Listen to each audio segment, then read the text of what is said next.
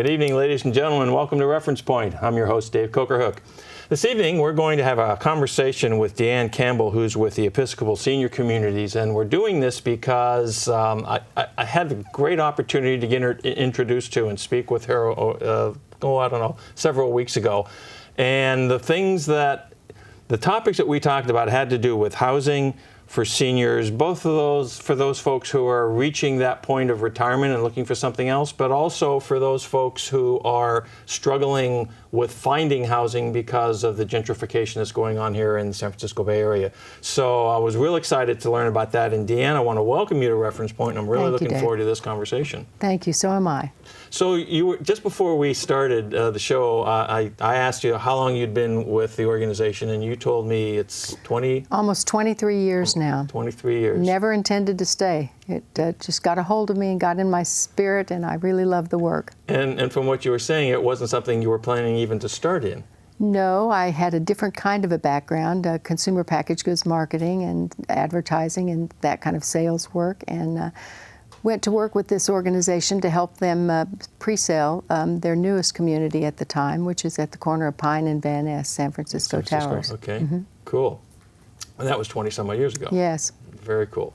So let's talk a little bit about what is the Episcopal Senior Communities. I had not heard of it until Francis had mentioned it to me and we got introduced. And I don't know how many of the folks that are able to watch the show are familiar with it, but can you give me just like an overview? What is this organization and what's its purpose? Well, I like to say seniors and their housing and programs for seniors is our only business. That's what we do. We don't do anything else. We're focused on providing opportunities, programs for the seniors 65 and older. Okay. We're getting there. Most of us are getting older every day, as I was saying to one of your staff members here.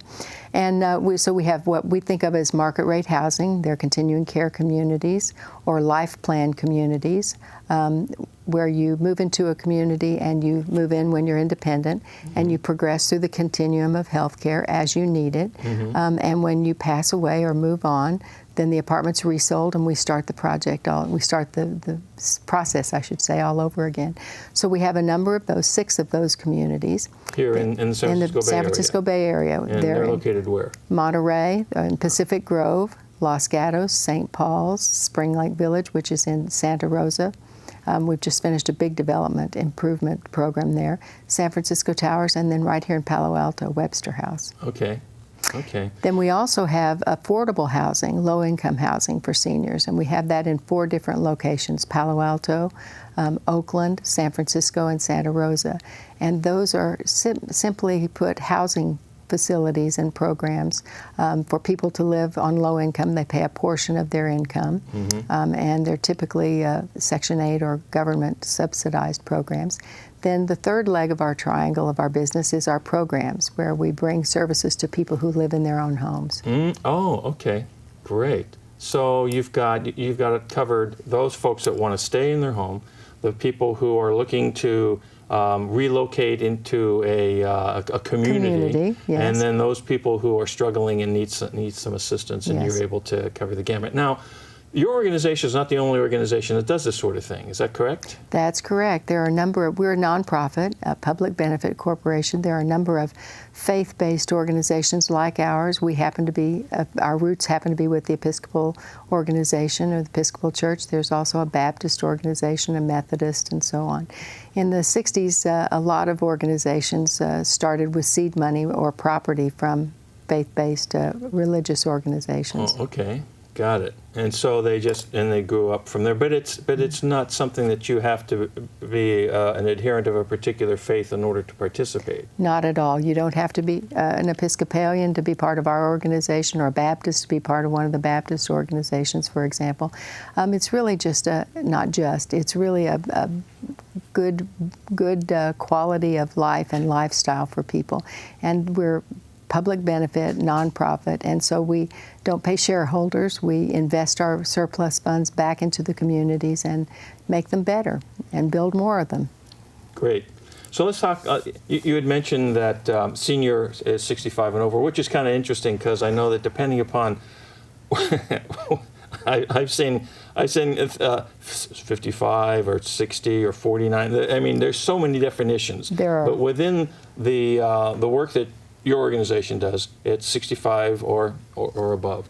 And so, what is your observation of the is the demand growing? I mean, we have this I think a statistic that I saw, something like 10,000 people turn 65 every day in the United States, and so that generation is reaching that point.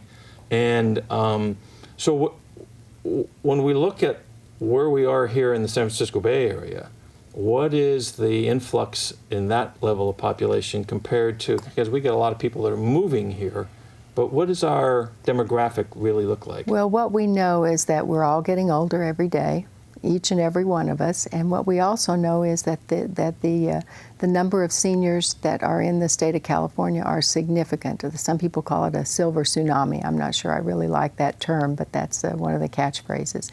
And we also know that people are living longer. Right. And as a result, the young old and the old there are a lot of, just demographically, there's a big bulge in the population. People are living longer, they're working longer, their quality of life is good for a longer period of time. And there's a lot of us. Look down on the street and there's a lot of gray-haired people. Right. So how does that correlate to the work that you're doing? Well, what it does is it gives us a great opportunity to provide services. It's our mission to provide services for seniors, and every opportunity we have, whether it's for people who live in their own home or live with a family member or live in one of our communities, it's just more opportunity for us as a business and as a service. Okay. So let's talk a little bit about some of the,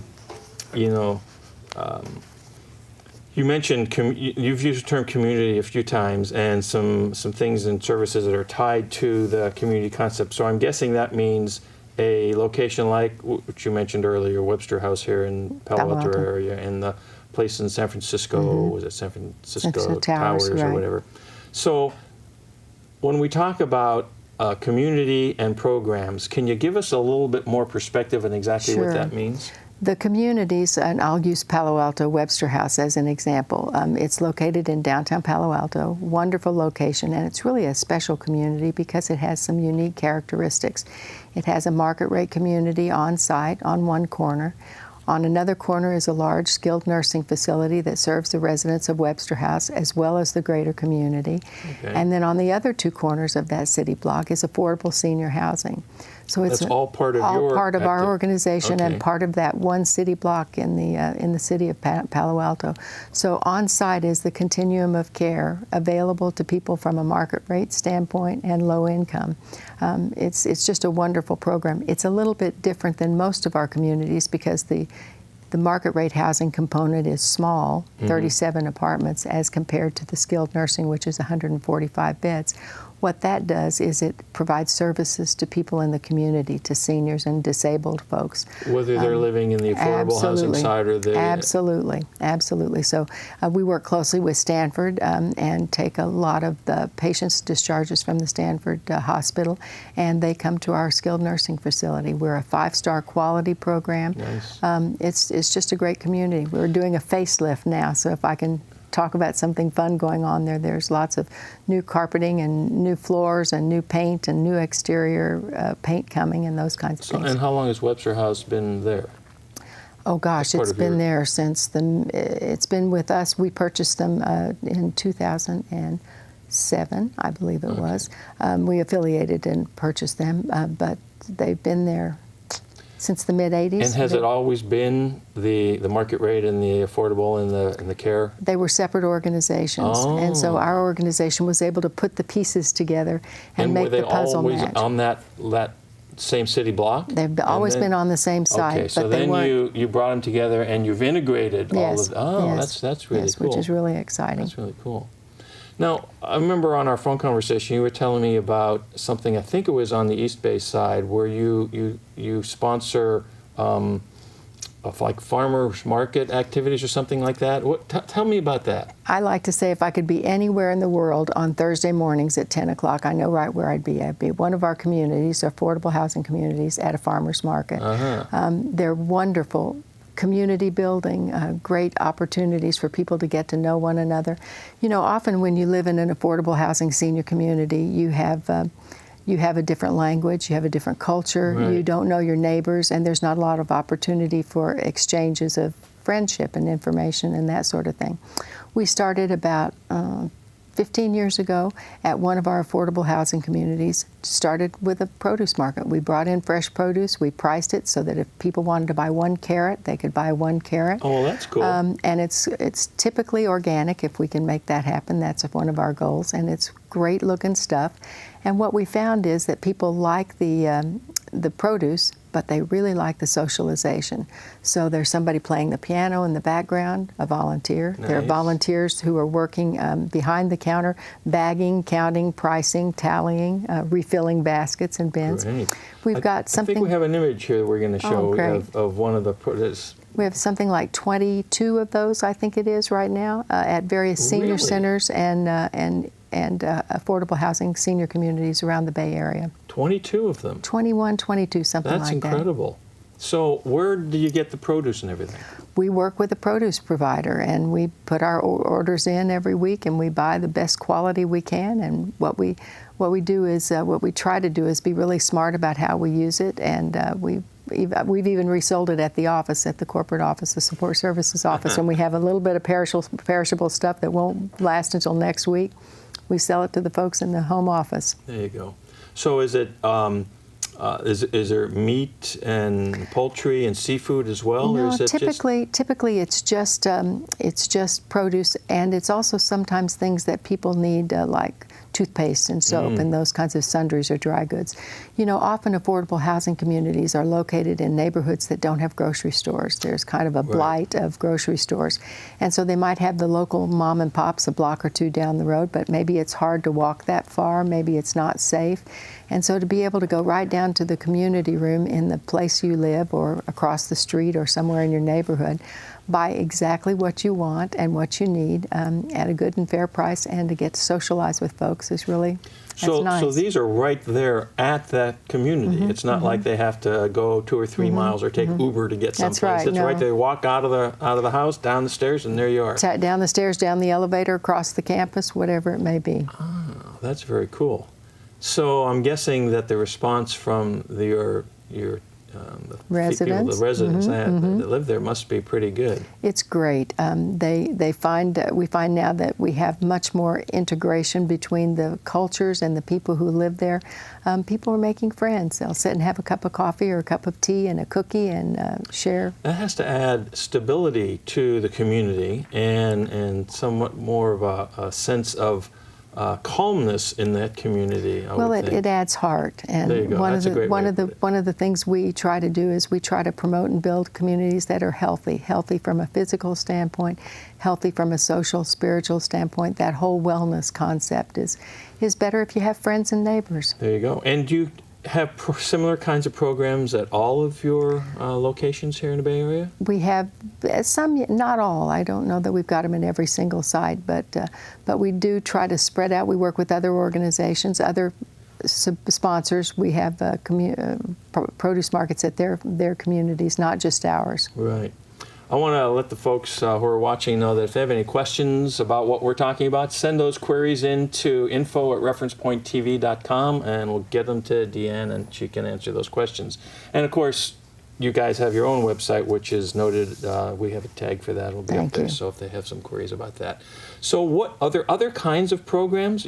Clearly, this is one, obviously, that makes a lot of sense and fits in really well, especially in the affordable housing communities with produce things. But what other kinds of programs might there be, even for the market rate housing type side? Gosh, I can rattle off a couple of good programs. I don't know where to start or where to stop. The first might be... I'll stop you. There you go, there you go. The first might be something, is a program that's new to us, which I think is really exciting. It's called Home Match. It's in San Francisco. It's modeled off a program that someone else has successfully completed. Essentially, it takes people who have extra rooms in their home and puts them together with people who need a home. And together, after some vetting and some verification and all those kinds of good things to qualify people, that person might pay a little rent and help the homeowner with expenses. That person might provide services like transportation or help with the odd jobs around the house, those kinds of things. Or maybe it just provides friendship for somebody who's living alone in a big old house that they've been in for a long time. It's a neat program. I want to ask you a little bit more about that. We have an image of that I think we're showing people right now too. So this would be the kind of thing where it's the senior that owns the home and is looking for and offering a room or whatever to someone else. Might be a senior, it might not be a senior. It could be any combination. It could be somebody who's not a senior, who needs who takes a senior into it doesn't have to be seniors, but of course, since that's my business, that's what I care about.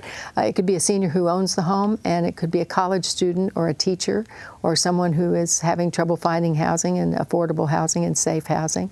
It could be senior to senior. We see almost all different kinds of combinations. And this program is currently in San Francisco and in Sonoma, Marin County. And how long has the program been in effect? Well, we're partnering with Home Match with NCPHS, the Presbyterian organization, and we've just gotten a grant or some funding from the city of San Francisco, so it's pretty new.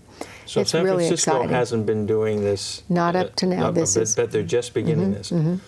But you mentioned other communities, Sonoma or something like that. So this concept has been proven somewhere else. Yes, it has. It has. Is it anywhere else in the country? It is a number of different places. We've done it on a small scale in Sonoma and Marin counties, and we're hoping to build it and make it bigger. You mentioned other programs. Can I tell you about some of our other programs? Please do. And then I want to come back to this one because this is very interesting. Oh, well, we can stay. You're the host. Go ahead. True enough. But I want to hear what else you guys got going. One of the great programs we have is our Senior Resources Program, and that's a 7-county area where we have people who can provide help and support. One of my favorite stories, it's heartbreaking, but it's a good story, is the fact that there was a couple that was living in their car, a senior couple. They had a home, but prior to that had fallen on some hard times. They had a son who was sick, and they had to spend money supporting that son, and they ended up living in their car. And their registration for their car came due, and they didn't have the funds to pay for it. And our Senior Resources Director was able to step in with emergency or safety net funding, help them buy their car registration. Ultimately, they helped them find employment, the man find employment. They helped the man and the woman find housing in one of our senior housing communities, and it saved somebody who was on the street. So there's a whole, it's not just, let me help you find a place to live. I mean, what you guys have put together is a social services organization with some depth and breadth to it that can address all kinds of other things. One of the things that comes to mind to me, you mentioned a lot of times in, say, the affordable housing communities, you have folks who may be immigrants or who may not have, for whom English is not their primary language. And there are all sorts of things when it gets down to things like taxes and other registrations they have to file and stuff like that. So it sounds like you guys have put together those kinds of operating services for your residents as well. What we try to do is find partners where we don't do something that we don't have an expertise at. We try to find a partner who does. Where we do something, we try to find a partner who needs those kinds of services. So, for example, at one point in time, we had somebody helping us with a check writing and that kind of a financial management type system for people who maybe had language issues. I love our ESL support programs where we have residents work with staff at our market rate communities and practice English. That's wonderful. It's why we're one of the best places to work in the Bay Area. Oh, congratulations on that, by the way.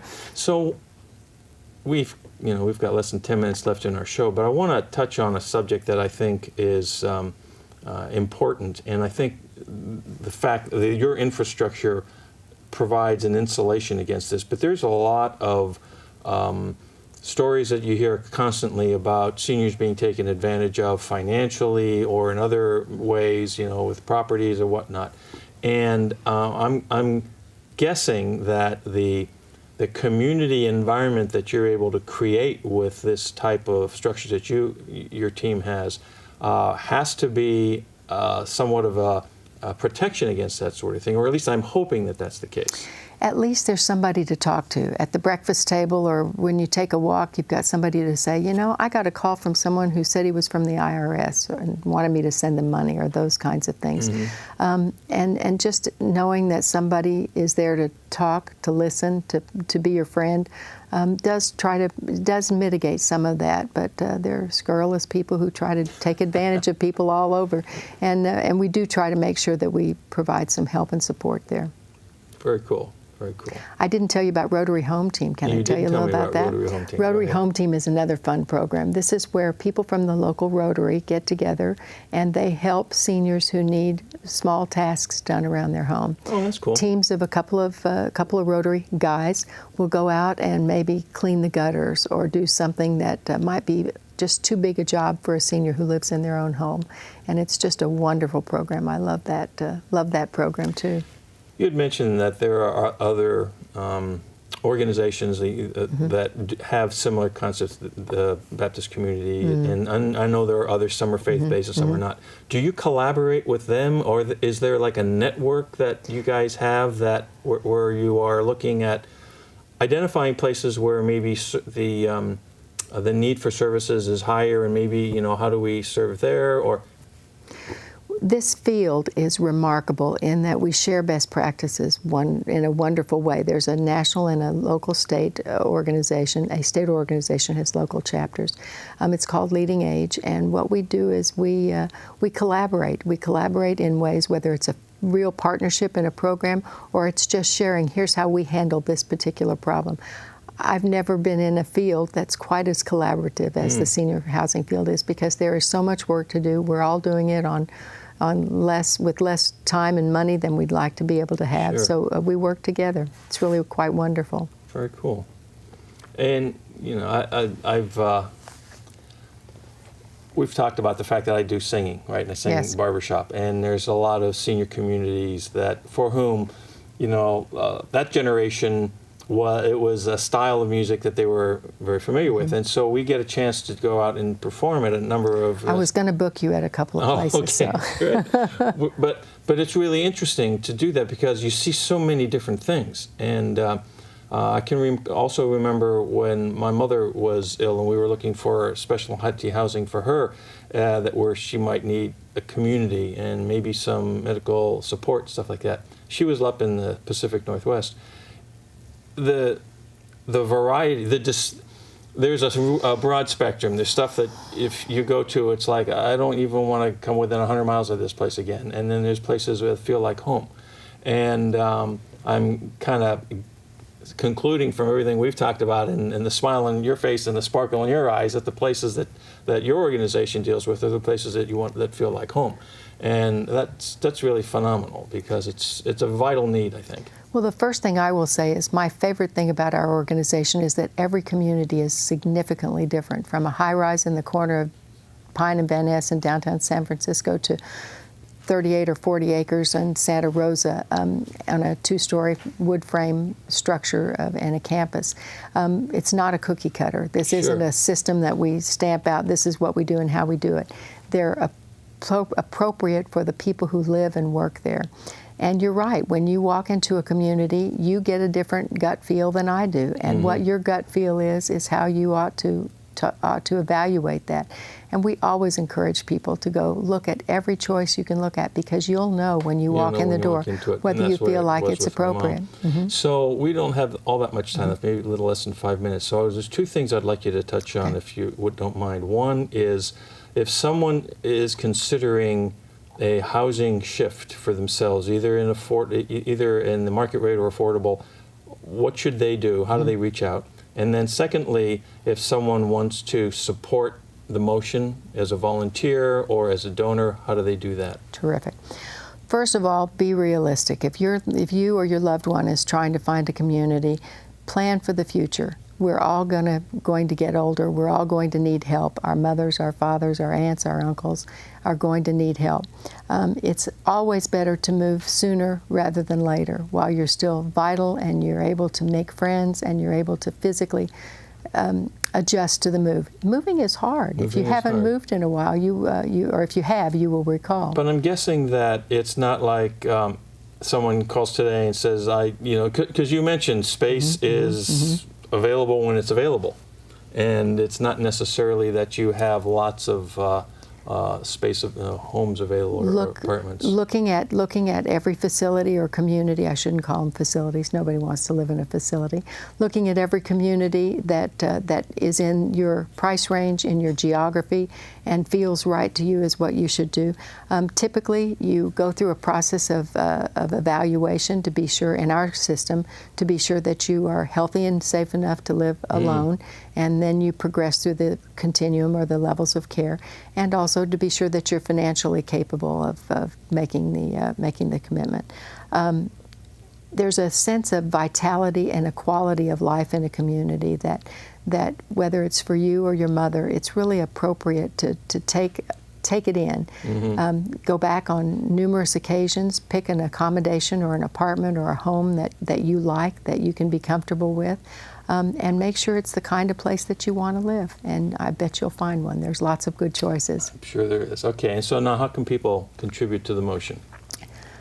Contribute to the motion. Help out. What volunteer? Whatever. What are some? Where do you? We just about a month ago we had 15 people from Google come at Webster House and serve lunch and get to know folks. We've got people who volunteer.